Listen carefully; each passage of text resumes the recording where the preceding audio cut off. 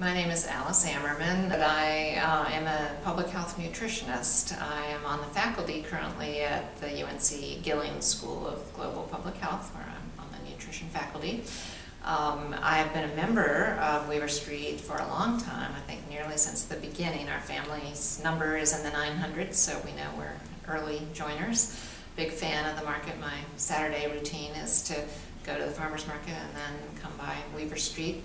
I'm very passionate about making healthy food accessible to as many people as we can. So I look at, in my own research, I look at this in terms of affordability for people who may have lower incomes, and also strategies for how people to make healthier food choices. And I'm excited that Weaver Street Market has a real commitment to having healthy food options and to do as much as they can to make it accessible to as broad a part of the community as possible.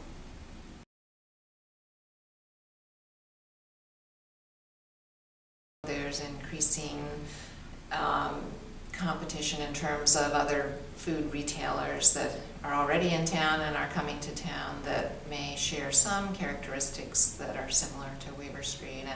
And I think the fact that it's a co-op and has a lot of member engagement and is really responsive to the community is really important, and we need to build on that. But I certainly understand the business side of things and the need to make sure that it's viable and understand what the consumers want. So in addition to the normal sort of business challenges of having competition in the market, I think Weaver Street is really making an effort to make sure that the broader community has access to healthy food, and I know that's hard to balance. Also with the idea of supporting local agriculture, which is another thing I think is really important, and to be able to give the farmers a fair shake in terms of their reimbursement for their food. Sometimes that makes it hard to keep the prices low. So I'm very much willing to help think that through and figure out if there are efficiencies, and it's certainly an important marketing thing as well. I think some of these newer retailers coming to town don't necessarily have that local foods focus, so that could be one kind of competitive edge that Weaver Street would have.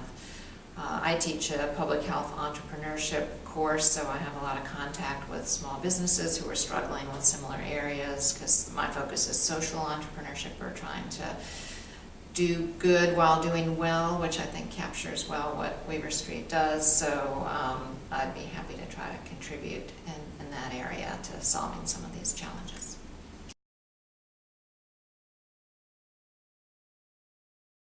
I do have a lot of community contacts with other small businesses and entrepreneurs, and I think I could help with making connections there, like in the agricultural community and elsewhere. Also, I have a lot of experience writing grants.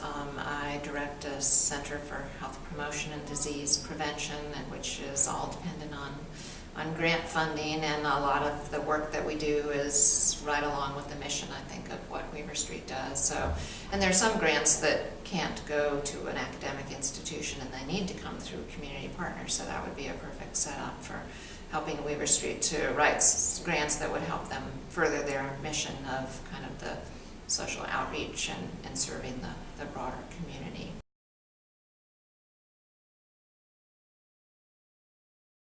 So I'll also add that a lot of my work involves kind of behavioral strategies to try to help people make make good food choices. Some of it, we call it make the healthy choice the easy choice, by how you structure your environment. There's also behavioral economics, kind of an interesting newer strategy of, and we could actually use that in Weaver Street, of where you place the healthiest food options or help people kind of choose without even thinking about it, the better choices for them. So that might be kind of fun and interesting to see what we can do.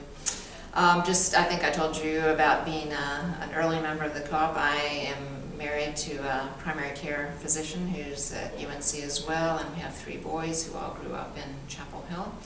And my dad lives with us now. He's 102, and he's a big fan of Weaver Street Market hot chocolate. So maybe that's what's kept him going to 100.